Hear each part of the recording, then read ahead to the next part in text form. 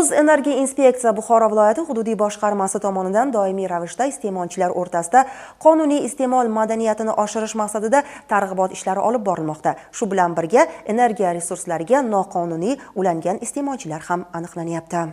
Elektr energiyasi va tabiiy gaz barchamiz uchun zarur bo'lgan strategik resurs. Uni qonuniy mas'uliyat bilan iste'mol qilish har bir fuqaroning burchidir. Mamlakatimizda amalga oshirilayotgan chora-tadbirlar elektr ta'minoti barqarorligini ta'minlash, tarmoqlar ishonchliligini oshirish va iste'molchilar manfaatini himoya qilishga xizmat qilmoqda. Energiya resurslaridan qonuniy, oqilona va samarali foydalanish sohasiga oid qonunchilikka tubdan o'zgartirish kiritilib, bu boradagi javobgarlik bir necha bor kuchaytirildi. Jumladan, tijorat maqsadida noqonuniy foydalanish bilan bog'liq holatlarda jinoiy javobgarlik choralarining ham kuchli nazorat o'rnatilganidan dalolatdir. O'zenergiya inspeksiya Buxoro viloyati hududiy boshqarmasi tomonidan doimiy ravishda iste'molchilar o'rtasida qonuniy iste'mol madaniyatini oshirish maqsadida targ'ibot ishlari olib borilmoqda. Shunga qaramasdan, ba'zi uchar iste'molchilar tomonidan energiya resurslaridan noqonuniy foydalanish holatlari uchrab turibdi. Shunday holatlarni aniqlash hamda ularga nisbatan tegishli choralar ko'rish maqsadida boshqarma tomonidan huquqni muhofaza qiluvchi organlar va aloqador tashkilotlar bilan birgalikda muntazam nazorat tadbirlari o'tkazilib kelinmoqda. Boshqarmamiz tomonidan qoidabuzarliklarni aniqlash, noqonuniy ulanishlarni oldini olish maqsadida reyd tadbirlari o'tkazib kelinmoqda. Ushbu reyd tadbirlari davomida bir qator holatlar aniqlanib, ularga tegishli choralar ko'rish maqsadida huquqni muhofaza qiluvchi organlarga hujjatlar yuborilmoqda. Jumladan, elektr tarmoqlariga noqonuniy ulanish, o'zboshimchalik bilan ulanish yoki elektr hisoblagichdan tashqari ulanish holatlari ko'plab uchrayotganligi bu achinarli holat. Ayniqsa joriy yilning o'tgan davri mobaynida bu kabi holatlar 27 ta holatda aniqlanib, 5 milliardga yaqin qayta hisob-kitoblar amalga oshirildi va ularga tegishli choralar ko'rish maqsadida huquqni muhofaza qiluvchi organlarga hujjatlar yuborildi. Bu boradagi ishlarimiz izchil davom ettiriladi.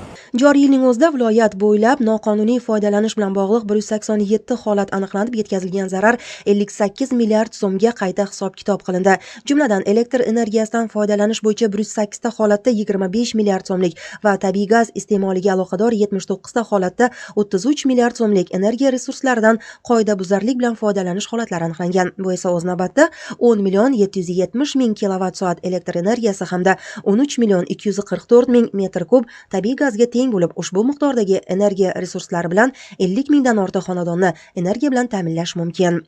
Aniqlangan holatlar yuzasidan to'plangan hujjatlar tegishli choralar ko'rish maqsadida huquqni muhofaza qiluvchi organlarga yuborilib, huquqiy choralar ko'rish ta'minlanyapti. Shuningdek, energiyadan noqilona va samarasiz foydalanish bilan bog'liq holatlar bo'yicha O'zenergiya inspeksiya Buxoro viloyati hududiy boshqarmasi tomonidan o'tkazilayotgan o'rganishlarda iste'molchilarning behuda yoqib qo'yilgan elektr uskunalari aniqlanib, tarmoqdan ajratilyapti hamda ma'muriy javobgarlik to'g'risidagi kodeksning 100-moddasiga asosan javobgarlik choralari qo'llanmoqda. Jumladan, joriy yilning o'tgan davri mobaynida 25 ta holatda ma'muriy bayonnomalar rasmiylashtirilib, sud organlariga yuborilgan bo'lsa, reaktiv quvvatni kompensatsiya qilish ishlarini to'g'ri tashkil qilmagan hamda elektr uskunalaridan behuda foydalangan 21 ta iste'molchiga nisbatan 350 million so'm iqtisodiy jarimalar qo'llanildi. Hisobga olinmagan hamda noqilona va samarasiz foydalanilgan energiya resurslari energetika tarmoqlari uchun yirik iqtisodiy yo'qotishlar bilan birga aholiga ko'rsatiladigan xizmat sifatiga ham salbiy ta'sir ko'rsatmoqda. Mutaxassislarning ta'kidlashicha, noqonuniy ulanishlar va hisoblagichlarga tashqaridan aralashuvlar tarmoqlarda ortiqcha yuklama keltirib chiqaradi. Natijada tarmoqning tez eskirishiga, texnik nosozliklarning ko'payishiga va ba'zi hududlarda elektr ta'minotida uzilishlarga sabab bo'ladi. Qonuniy iste'molchilar esa noqonuniy harakatlar oqibatida yuzga kelgan noqulayliklarni o'zlarida his etishga majbur bo'lishadi. Energiya resurslaridan noqonuniy foydalanish nafaqat qoidalarni buzish, balki xalq mulki bilan energiya resurslariga zarar yetkazishdir. Qoidabuzarliklarga qarshi kurash choralari izchil davom etar ekan, soha mutaxassislari va fuqarolarning birgalikdagi mas'uliyati energiya tizim barqarorligiga xizmat qiladi.